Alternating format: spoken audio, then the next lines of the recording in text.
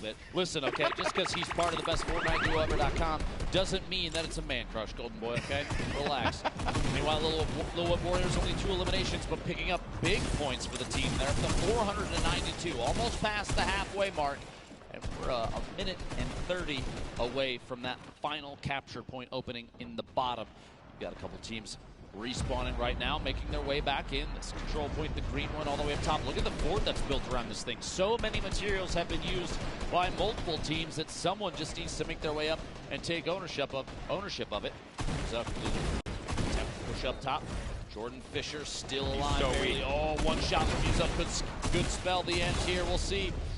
Flying off, landing down to the bottom, making a move here on the blue control point. There's a whole team up top. Jordan, this might not be the play. Yeah, that was a rough one. I have to applaud the ambition there, but even with the Infinity Blade, you still got to get, I think it's going to be 2 hits before you're...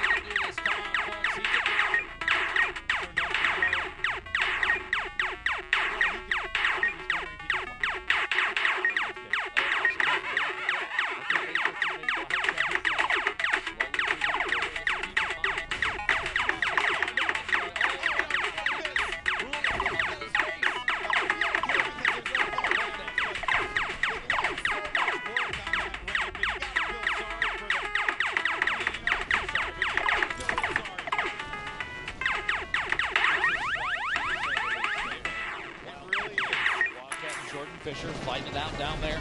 Keep in mind, every 1 second. 3 points for the team. Every second they're in the bottom middle, that's 12. It's 4 times as fast. With only 5 minutes left. It could be anybody's game, especially if they take ownership down. The Chamber Rigs, the Junior Champions, have such a commanding lead. 171 points ahead of the Warriors. And a lot of players that are going to be protecting their VIP.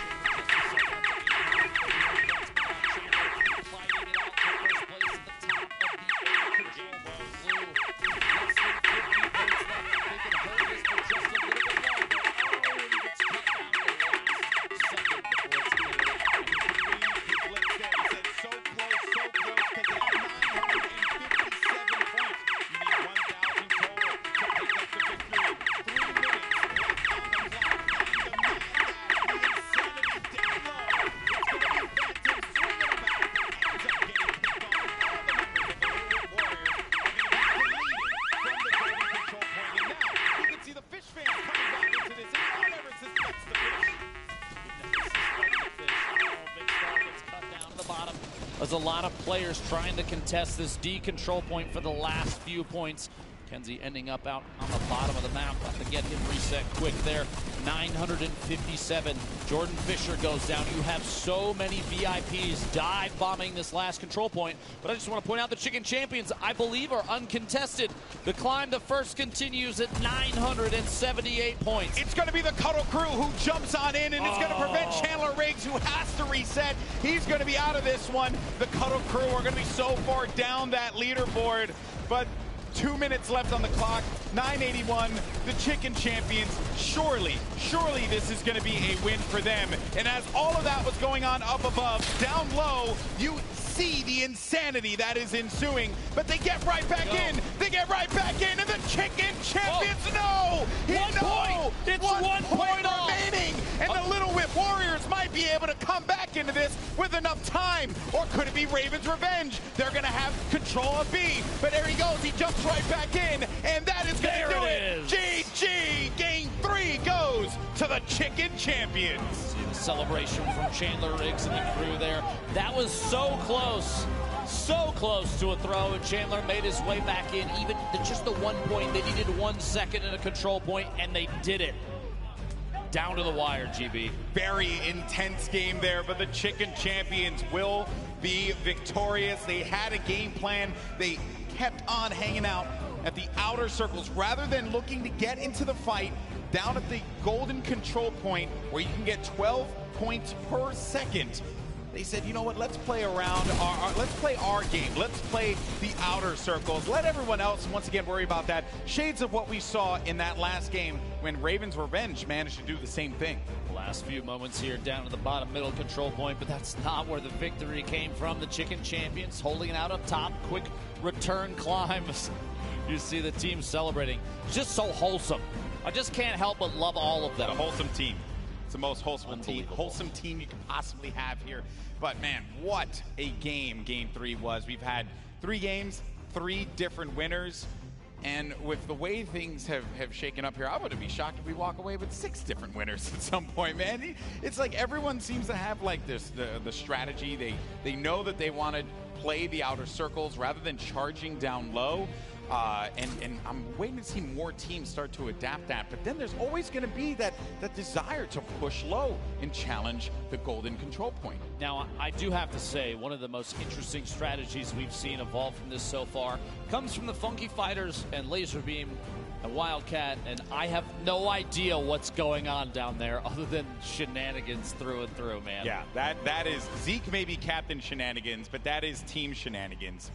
Maybe Zeke is their coach. I think that's actually what it is. I never thought, honestly, talking through everything in the past, looking at the rehearsals, no one tried to skybase a mode where you have to control points. Nope, no one tried that. No one did that. But hey, it's Fortnite, and you can do some pretty incredible things in this game. But for now, we're going to send it over to Kitty, who's over at the stage with some of our competitors. Oh, you guys, I am here with the Chicken Champions coming back. And honestly, I'm at a little bit of a loss of words. You guys went from almost having 0 points the first game to adapting over the course of the 3 games to almost losing with 999 points. Chandler, can you walk me through what just happened? Okay. In my defense, I get very excited because we were on the point. I was like, okay, we got 99 points, we won. So I just let go of the mouse. I was like, yes, and then I got impulsed off. But then I got back on, and we won. So yeah, it was great. Oh, it was great. You've got 5 points now towards your total, and Nick and Julie, you guys have great communication. How did you make sure that you were positively motivating your team after having such a hard start? So it was really, really important that we were communicating where we were going, and then we were all waiting until the exact same time to push up together. We had the same path that we were following every single respawn, and then we were laying out the aggression so other teams wouldn't focus us, because there was one point where we were contesting high ground, and then there was another team far away shooting at us, so we had to provide that pressure back, because you don't have a lot of materials to build. So we were making sure to make those call-outs, and then I think the teamwork really paid off, so it's awesome. Yeah, it's been great. And Julie, has there been a team...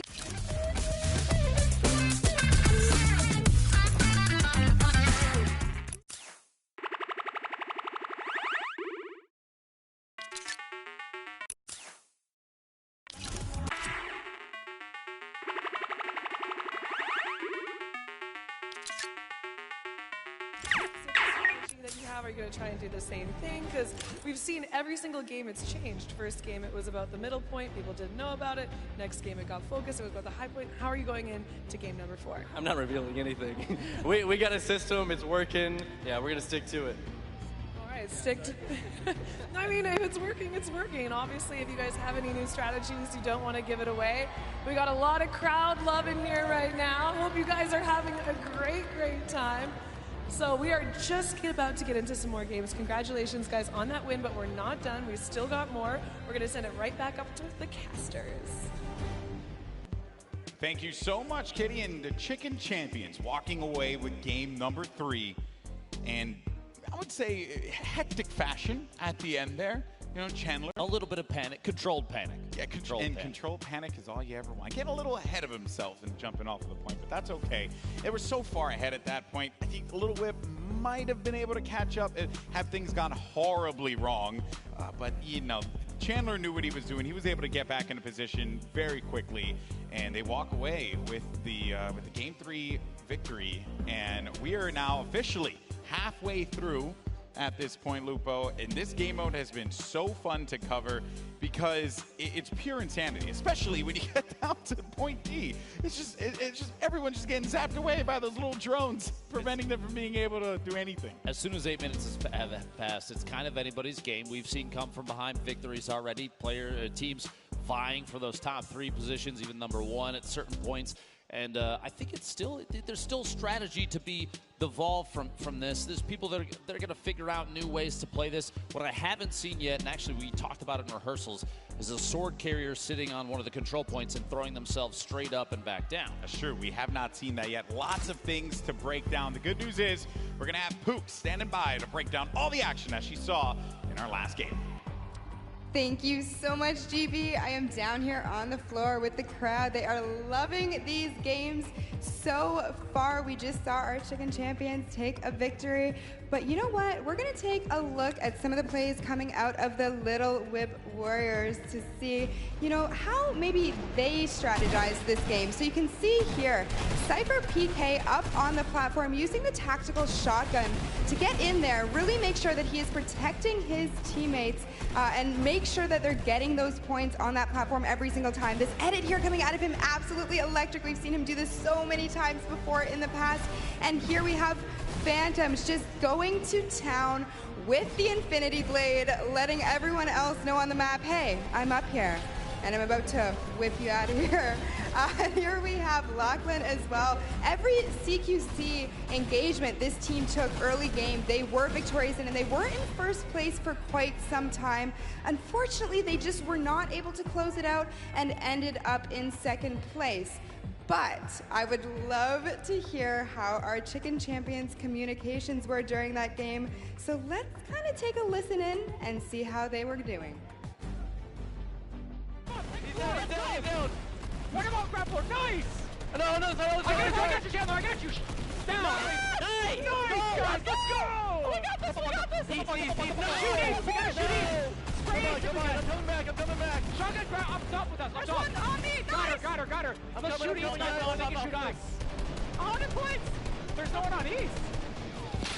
As you can see, they definitely did not crack under the pressure. Casters, what do you guys think? I would say wholesome commentary, wholesome comms the entire time from the Chicken Champions. that was pretty awesome. And yes, I think that you bring up a great point. But before we went into the analysis, was I want to see players really start to develop more strategies with that Infinity Blade, because there's a lot you could do with it, and the map, it's a playground. You really can have some fun. Keep in mind, too, if you're watching from home, if you're here at the Forum in Los Angeles, the competitive nature of this, I mean, this is a little more focused on the shenanigans, and you're putting an Infinity Blade in the hands of a VIP. That's a big portion to take away, and 100% of it is for charity. And speaking of charity and maybe where that money is going to go, who's going to come away with the top, we want to take a quick look at the leaderboard. Yes, where we are right now, and it is going to be the Llama Record Company continuing to hold on to their lead halfway through at 10 points. But the Chicken Champions have managed to knock down Raven's Revenge a peg, as they will be in 9th place. But Oh, sorry, in second place with 9 points. No, there is no ninth place. There's only I know, right? A little bit of a fumble there, but that's okay because Ravens Revenge are going to be in third, and then the Little Whip Warriors and Fish Fam, they'll be tied. Funky Fighters still continuing to earn a single point for their efforts. I mean, if you get a sky base and just go for it, you're still going to get a point, so valiant effort there. Hey, build that sky base, and everyone's going to get money for charity. That is what it's all about. There goes your Game 3 winners, the Chicken Champions. Get ready for Game 4. We crossover. You get a lot of players prepping. Xavier Woods looking at his phone quick, making sure Twitter is up to date on everything. And I think everything that we've seen so far, you've got players building bases on top of these control points. You have Courage JD throwing his body at whoever he can to get eliminations. We've seen really high elimination counts from a number of players. You've got VIPs developing new strategies. I love the competitive nature of Chandler Riggs. Very focused on improving across the board every single round. I think this is one of the reasons why they call it Fortnite Battle Royale. The ultimate Battle Royale experience. So if you're watching from home, don't you forget it. That's right. So the game is going to be ready. The players have discussed their strategy. We're going to jump into this in a few moments. You'll see that countdown come up here in the arena. And for those of you at home, we hope you're enjoying yourself, and make sure you're talking about it on social media.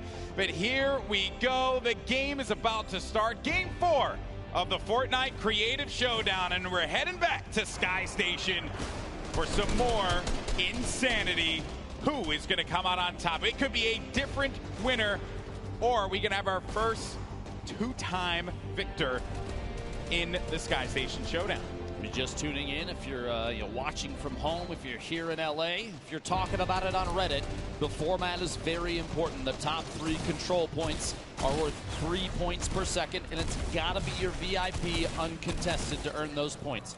Quick note, the Fish Fam already taking the top over there on the red capture point. McKenzie putting down some moves. After 8 minutes have gone by, that bottom middle control point is exposed for 12 points a second. Lost Kings going down there. The Sunshine Soldiers not able to pick up any points just yet. Digits. Sunshine Soldiers, Nick 830 throwing a couple off the top there. Pokimane taking shots from a distance. Excellent shot. Picks up that elimination of the sword carrier, the VIP for the Chicken Champions. That's Chandler Riggs. Range. Challenging Pokimane to a 1v1. There you go. Look at that range, right? That was a really smart play there from Pokimane, just playing the range game, not allowing that Infinity Blade to get right in front of her, because they have that slow animation. You get caught in it, and then it's a wrap at that point in time.